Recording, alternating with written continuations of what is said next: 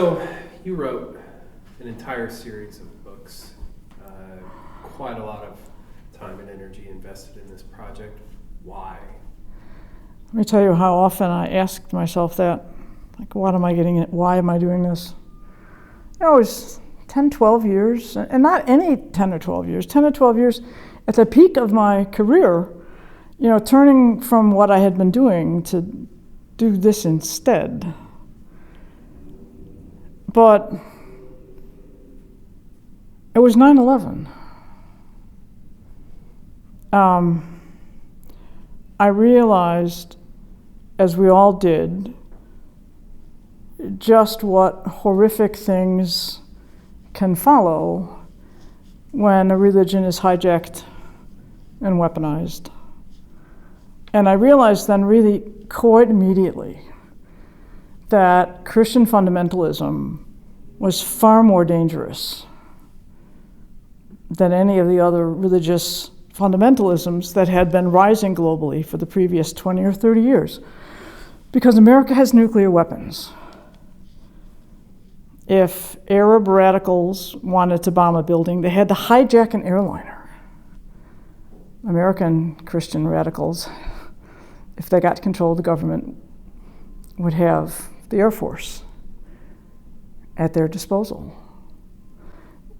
We American Christians were by far the greater threat to the future of the planet. And I'm a Christian. And I thought, I've got to stop rolling my eyes and saying, oh, that's not Christianity. Oh, I don't know where those people are coming from. Oh, that's nonsense. I had to stop shrugging my shoulders and rolling my eyes. I had to do something. I had to say something. I had to step out against it, but what could I do? Oh, what could one person do? But I'm a writer, and I'm a storyteller, and I'm good at making pretty complicated historical stuff accessible, funny, entertaining, engaging. That's why I won all those teaching awards in my first career as an English professor. I can make complicated stuff interesting. And I thought, I've got to do something. But fundamentalism is wide-ranging, and it's deeply embedded in American culture, and it's been around acutely since the 1950s, but chronically since the 1870s. This was going to be a really big project if I took it on. So I stalled because it felt overwhelming, egotistical maybe, to think that I could do anything. But I had this nightmare. The story's on my website. After 9/11, I had a nightmare over and over again until I finally realized, I had to write these books. Which was that day, watching television like the rest of the country, I'd seen two people holding hands jump out of one of the windows. Camera cut away immediately. And the scene was not rebroadcast, though now, of course, it's on YouTube someplace. But it wasn't rebroadcast that I saw, except in this dream. I dreamed about those two people. I dreamed their entire backstories. His office, her office. His daughter has soccer practice that morning, has soccer practice that day, and his wife is in the shower, and she's shouting over the shower to him to make sure that she takes her soccer stuff. Two perfectly ordinary people. And I keep getting these little dreams of shots, snapshots, little short videos of their ordinary lives. They don't know each other, but they wind up in a room together, has photocopiers on one side and a sort of big long table that support staff might use to collate stuff, some cheap chairs. They're trapped. If they stay there, they're just going to burn to death.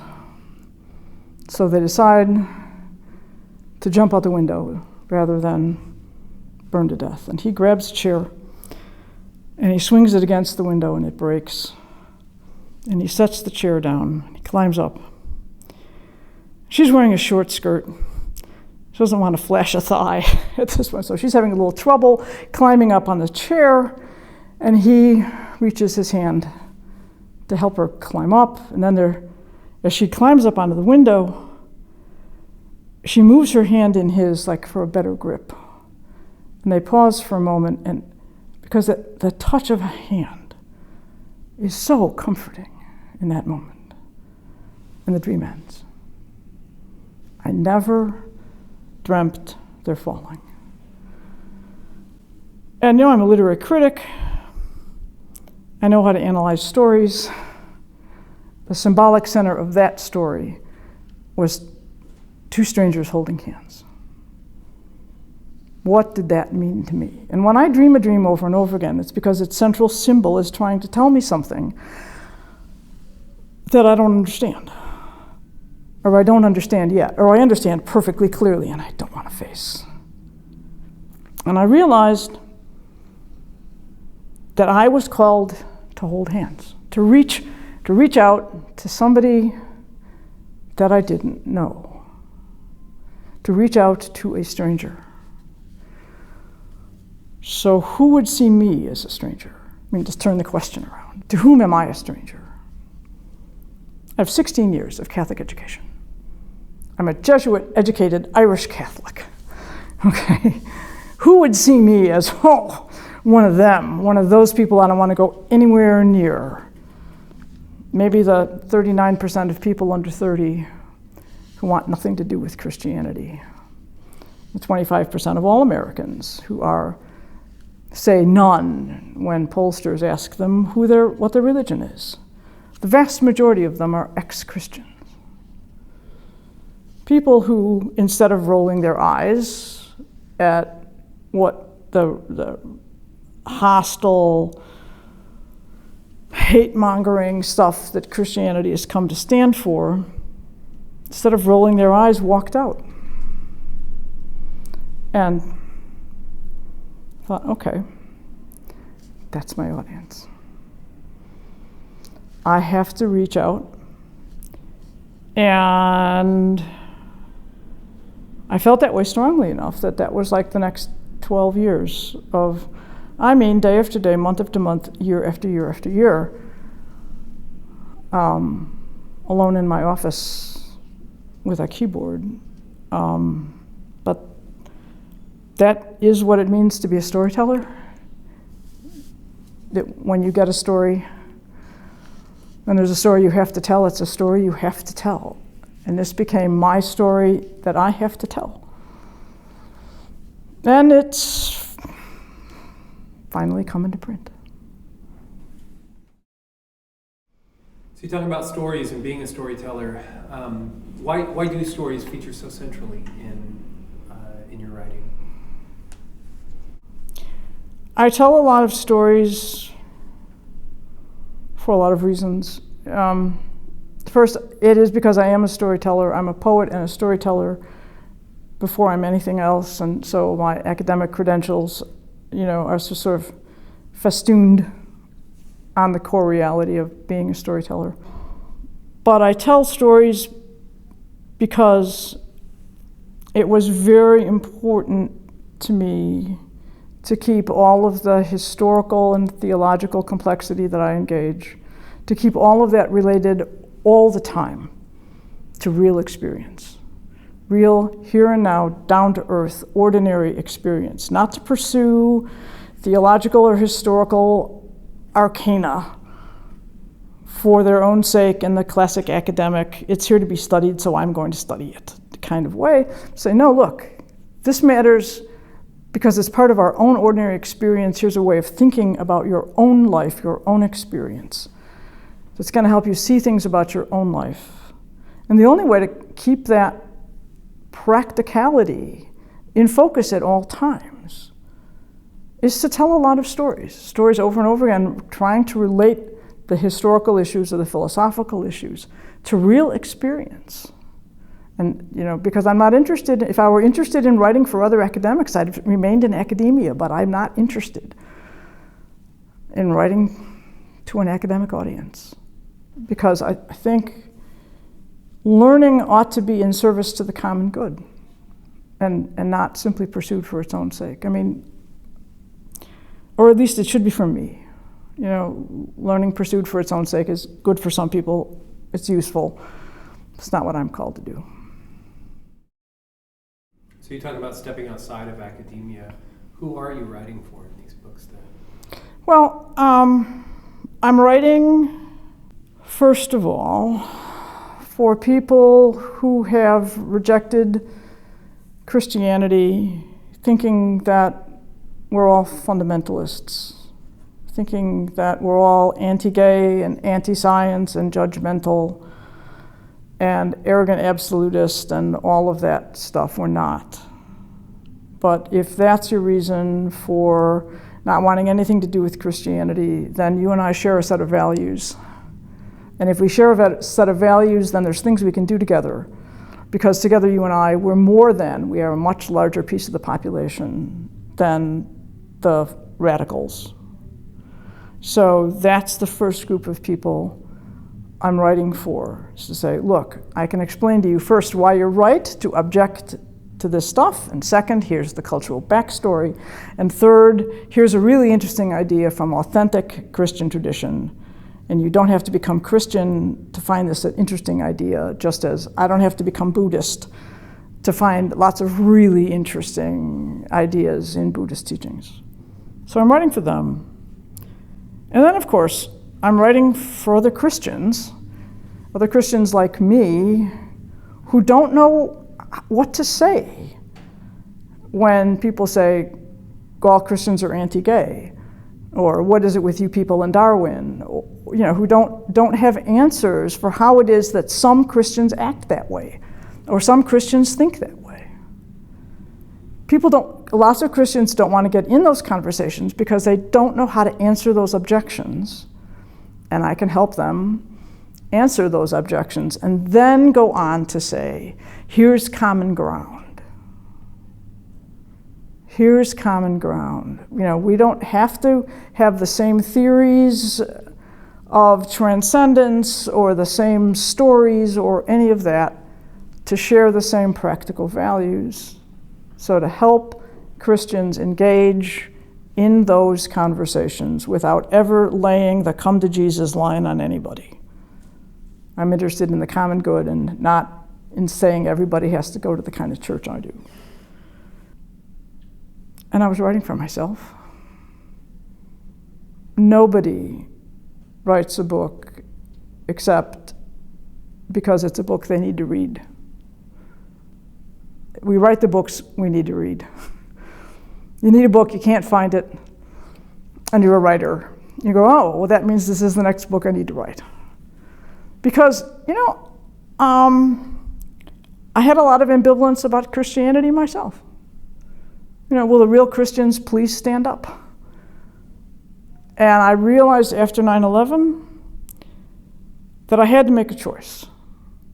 That either Christianity really was pernicious, and I needed to use my academic intellectual firepower to stop it, or it had been hijacked, and I needed to use all of that ability to rescue it. But I had to figure that out. And so let me tell you, volume after volume after volume, this was one spiritual crisis after another. When I laid out the really serious objections to Christianity in a completely secular voice, in an angry, edgy way, just as straightforward as I possibly could, what's the objection? And putting that in the sort of angry language that I'd heard from people over the years, it stopped me cold. And over again I thought, well, the jig's up. Man, this isn't going to work. But then I'd keep reading, I'd keep working, and I worked through it each time. But it was tough, and that's part of why it took so long, because I kept being stopped cold by just how serious the objections are to Christianity, and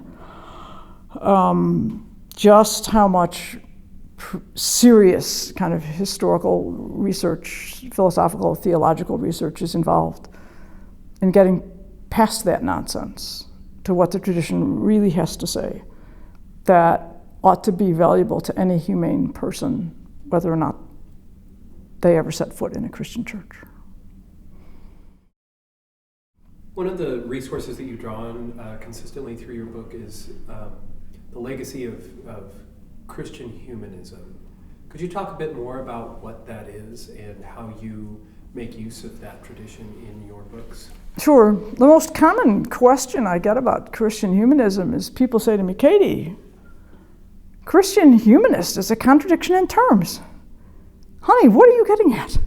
How, you know, the first few times somebody said that to me, I was sort of startled.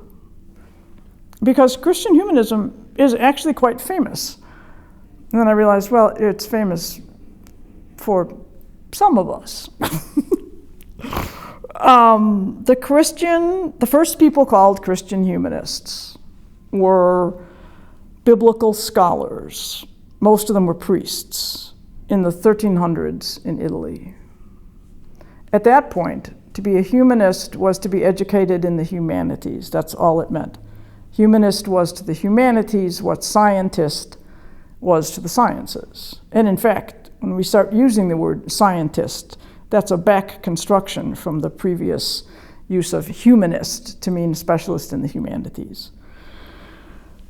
So what these guys did was they learned to read Greek. And they were the first Christian scholars to be able to read Greek in centuries and centuries and centuries. Single-handedly, they went back and they reclaimed the classical heritage of the West. That's what set off the Renaissance.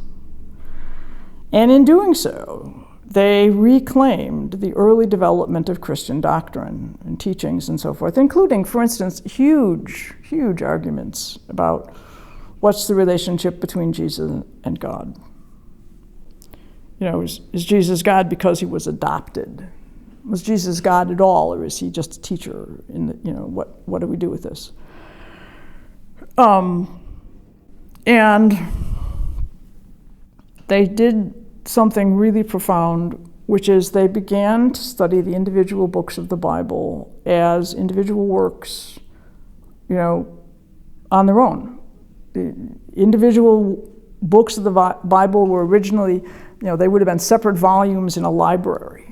Studying these in the original languages and in their original, reconstructing the original historical contexts and so forth. And this becomes a tradition of scholarship that moves forward through time. We talk about Christian humanism from 1300 to 1650 or so, and after 1650 they start calling it the higher criticism of the Bible. But because the label changes doesn't mean the tradition changes. And so it's a continuous tradition all the way up to today. And when fundamentalism arises in the 1870s and 1880s, it is primarily to repudiate this tradition of biblical scholarship. Because, for instance, they realized that the Gospels are not eyewitness accounts, and that Isaiah didn't write both of the books attributed to Isaiah, and that nobody in the ancient world would have dreamed of reading the creation stories in Genesis literally, and so forth and so on and so forth and so on. And this was profoundly disconcerting. And they also worked out a whole new synthesis of Greek philosophy and Jewish philosophy in ways that provide the conceptual foundations for democracy, because they argued strongly for universal human rights. And they said that critical intelligence is as much a part of the image of God in us as our capacity to love our neighbor. This, too, is a really dangerous and destabilizing claim, because it situates the individual critical thinker in a position of cultural authority. So that Christian humanism is a rich and incredibly important intellectual strain within Christianity that is diametrically opposed to fundamentalism, which is why fundamentalism tends to so demonize humanists. But when people start calling themselves secular humanists in the 20th century, that was specifically to distinguish themselves from Christian humanists. Because we were there first. To be a humanist is to be committed to the humane as a moral standard and to critical inquiry and the honest use of language as intellectual standards. And so there's Christian humanists, there's secular humanists, and although they probably wouldn't use the word humanist, there are humanists clearly in the Buddhist tradition, and among the Baha'i, and whatever Hindus, whatever religious tradition you want to think of, there are people committed to the humane and to critical thinking. Your main target in these books, as the agent or the crook in a certain way that hijacked Christianity as Christian fundamentalism. Where did Christian fundamentalism come from in the first place? Christian fundamentalism emerges in the 1870s and 1880s in two distinctive forms, one Protestant and one Catholic. For the Protestants, it's biblical inerrancy. For the Catholics, it's papal infallibility. One way or the other, it's the claim that there exists we have our hands on absolute knowledge, and so we have a foundation for absolute authority. In these ways, these developments within Christian thought are absolutely in parallel to other developments in European thought in the same period, really. And it's an authoritarian backlash against the rise of democracy. So you get, I talk about this in my TEDx talk, and that's on my website too, that the rise of democracy and the American Revolution and the French Revolution and the abolitionist movement set loose all this violence. The American Revolution, the French Revolution, the Reign of Terror, the Napoleonic Wars, revolutions, pro-democracy revolutions across Europe put down with great loss of life in 1848. And then, heaven help us, the American Civil War, which was the extension of the abolitionist movement, the world's first high-tech war, just in unbelievable carnage. And it created quite a crisis all across Europe, that it looked as if democracy was inherently unstable politically. And so we need to go back to something like the unified authority that medieval Christendom, the unity of church and state, had once provided. But we can't go back to divine right kings. So what are we going to do? We're going to have dictators. And so you have dictatorship, totalitarianism of various forms emerging, in various disciplines, and including within Christianity. That's where fundamentalism comes from. And it's understandable, but it's genuinely dangerous. You argue, though, that historical development of fundamentalism is not synonymous with Christianity, that it is a subset in a sense. But you argue that Christianity is not necessarily anti-gay, anti-science, judgmental, authoritarian, all the rest. Could you boil that down for me? What is the essence, the key distinction between fundamentalist Christianity and what you see as the true heart of the rest of Christianity? As I understand it, the core difference between fundamentalist Christians and Christian humanists comes down to this. Is God violent? Is God out to get us, or out to get everybody except some small slice of people who have somehow measured up to some criteria? And the difference between a God who saves some and damns everyone else, and a God who loves everybody, a God who loves everybody and calls on everybody to love everybody else, that's a profound difference. It's a theological difference. It's a difference in how we think about God. But how we think about God is always symbolic code in a culture. What we think God wants of us is code for what we expect of ourselves and what we expect of others, what we think are the legitimate boundaries. Because if God is violent, if God, who is all loving and all knowledge and all whatever, sometimes has no choice but to torture people for billions of years in hell, then, gee, I can't do anything like that. So whatever I might want to do to somebody has some sort of justification somewhere. At the cosmic level, what I do to my enemies is justified by what I think God does to God's enemies. So imagining that God has enemies and that God will react violently against God's enemies is a very generative idea in a culture. That is, it generates consequences. And so it matters enormously how you think about that, how you think about who God is. But the trick then is tracing out, as I try to trace out, how that turns up in all these different issues. Like, how does that tie into judgmentalism or Darwin or all the other specific issues, so that I don't ask people. I do have a volume on God for people who want to get into that, but mostly I stay focused on the very down-to-earth practical objections that people really have to what Christianity has come to stand for in this country. So I started out with survey data. What do people say are the big things wrong with Christianity?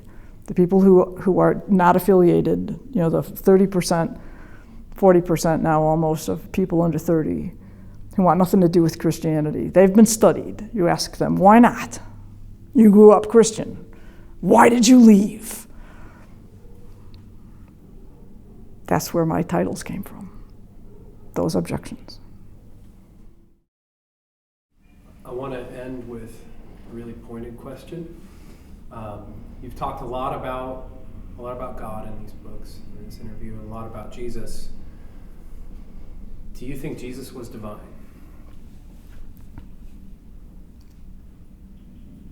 What do you mean by was? What do you mean by divine? Do I think half of Jesus' DNA had extraterrestrial origins? It was like extraterrestrial sperm was involved here? No, I don't.